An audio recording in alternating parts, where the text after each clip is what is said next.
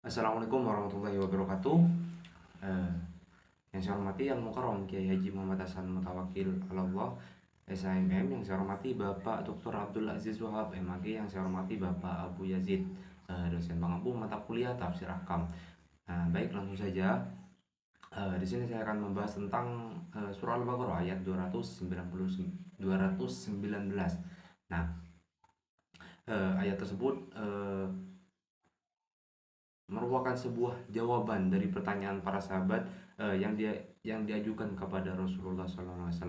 Nah, jawaban itu bukan saja mengenai hukum khamar dan judi, tetapi sekaligus menjawab pertanyaan tentang apa yang akan dinafkahkan dan juga mengenai persoalan anak-anak yatim. Larangan minum khamar diturunkan larangan minum khamar itu diturunkan secara berangsur-angsur, sebab minum khamr itu bagi orang Arab sudah menjadi adat kebiasaan yang mendarah daging sejak zaman jahiliyah.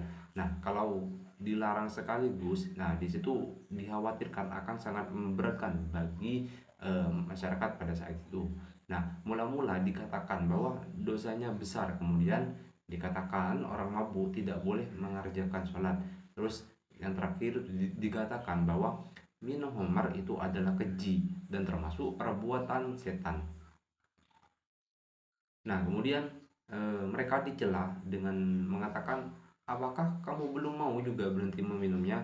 Tegasnya, meminum khamar dan main judi itu dilarang dan haram hukumnya. Nah, yang dimaksud dengan khamar menurut pendapat jumhur ulama ialah semua minuman yang memabukkan walaupun terbuat dari bahan apa saja. Jadi minum apa saja yang memabukkan itu hukumnya haram, baik itu sedikit ataupun banyak. Nah, di sini semua ahli kesehatan sependapat, baik dahulu maupun sekarang, bahwa minum khamar itu banyak sekali bahayanya. Allah tidak akan melarang sesuatu apabila tidak ada unsur kebahayaan bagi manusia. Nah, dan juga sudah tidak diragukan lagi bahwa minum khamar itu berbahaya bagi kesehatan, akal, pikiran, dan juga urat syaraf. Nah, serta harta benda dan keluarga. Minum khamar sama dengan mengisap candu, narkotika, dan obat-obatan terlarang. Nah, apa seseorang yang telah ketagihan minum khamar terus baginya tidak ada nilainya harta benda, nah, berapa saja harga khamar itu akan dibelinya. Nah, dengan demikian khamar itu membahayakan dalam pergaulan masyarakat, menimbulkan permusuhan, perkelahian, dan sebagainya. Nah, rumah tangga akan kacau di sana dan juga tetangganya itu tidak aman dan masyarakatnya akan rusak. Nah, karena minum khamar itu merupakan sebuah penyakit yang dapat menimbulkan kecanduan, dan kecanduannya itu sangat erat sekali hubungannya dengan segala perbuatan maksiat dan kejahatan. Nah, seseorang yang sudah mabuk itu tidak akan malu-malu untuk melakukan sesuatu yang dilarang oleh Allah. Misal contohnya seperti berzina di tempat-tempat maksiat seperti night club, bar, dan lain-lain. Nah, karena kedua perbuatan mesum itu, maaf, biasa disatukan, tempatnya bahaya minum khamar akan lebih besar lagi kalau sudah bercampur dengan zina. Nah, bukan saja menghambur-hamburkan harta dan berfoya-foya memperturutkan hawa nafsu, tapi segala macam penyakit kelamin akan merebak. Nah, dari hal tersebut lahirlah anak-anak tanpa bapa yang sah, serta pembunuhan bayi yang tidak berdosa karena hasil perbuatan zina. Nah, pekerjaan seperti ini merupakan perbuatan yang terkutuk yang tidak berperi kemanusiaan. Nah, perbuatan keji yang lebih keji dari perbuatan hewan. Sebagaimana halnya minum khamr, Allah juga melarang main judi, sebab bahayanya lebih besar daripada manfaatnya. Judi ialah semua permainan yang menggunakan pertaruhan, yang kalah harus membayar kepada yang menang. Nah, taruhan itu berupa apa saja, yaitu uang, barang, dan lain-lainnya. Bahkan main judi itu tidak kurang dari bahaya minumnya khamr. Nah, main judi itu cepat sekali menimbulkan permusuhan dan kemarahan, dan tidak jarang menimbulkan pembunuhan. Nah, bahaya itu sudah terbukti sejak dahulu sampai sekarang.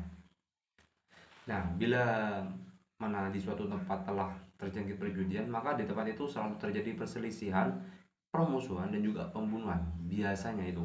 Nah, pekerjaan nekat itu kerap kali terjadi pada pemain-pemain judi seperti bunuh diri, merampok, dan lain-lain, karena mungkin sudah kalah banyak gitu loh. Nah, mungkin eh, judi itu adalah perbuatan berbahaya. Nah, karena akibat berjudi seseorang yang baik itu dapat menjadi jahat dan juga malas mengerjakan ibadah dan juga jenuh hatinya dari mengingat Allah. Nah, dia juga menjadi pemalas, pemarah, dan biasanya matanya merah dan badannya lemas. Nah, dengan sendirinya akhlaknya menjadi rusak, tidak mau bekerja untuk mencari rezeki dengan jalan yang baik, dan selalu mengharap kalau mendapat kemenangan. Nah, dalam sejarah perjudian itu tidak ada orang kaya karena orang yang kaya karena berjudi. Malahan sebaliknya, yang terjadi banyak orang yang tiba-tiba jatuh miskin dan melarat bahkan karena berjudi. Nah, banyak juga pula banyak juga rumah tangga yang bahagia tiba-tiba hancur berantakan karena judi. Nah, adapun manfaat minum homer itu ada tapi sedikit sekali. Boleh dikatakan tidak ada artinya dibandingkan dengan bahayanya. Nah, misalnya Homer mungkin dapat menjadi obat. Nah, dan juga dapat dijadikan komoditas perdagangan yang mendatangkan keuntungan. Nah, dan dapat menimbulkan semangat bagi prajurit-prajurit yang akan pergi berperang, dan juga banyak lagi manfaatnya. Terus tapi semua itu bukanlah manfaat yang berarti tentang bahaya minum homer dan main judi, dan apa yang akan diderita oleh peminum homer dan pemain judi nantinya. Nah, selain dijelaskan oleh Allah dalam Al-Quran, juga banyak diterangkan dalam hadis Nabi Muhammad SAW itu sesudah para sahabat menanyakan kedua masalah yang sangat besar bahayanya itu, yaitu minum homer dan main judi. Maka mereka menanyakan masalah apa yang akan dinafkahkan. Dalam satu riwayat dari Ibnu Abi Hatim dari Ibnu Abbas, beberapa orang sahabat Rasulullah SAW datang bertanya kepada beliau, kami belum tahu apakah itu nafkah fisabilillah yang diperintahkan kepada kami untuk mengeluarkan dari harta kami. Nah, ayat ini adalah sebuah jawabannya. Nah, itu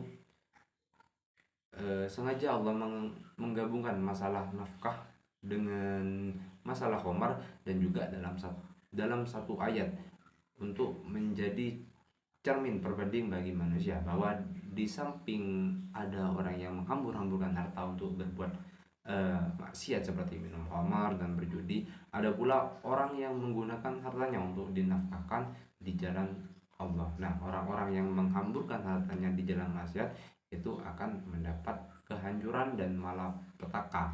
Nah, sebaliknya orang-orang yang mempergunakan hartanya di jalan Allah dengan baik, maka dia akan memperoleh kebahagiaan dan keberuntungan yang akan dirasakan waktu kelak nanti. Ya, mungkin itu saja penjelasan dari saya, kurang lebihnya maaf. Assalamualaikum warahmatullahi wabarakatuh.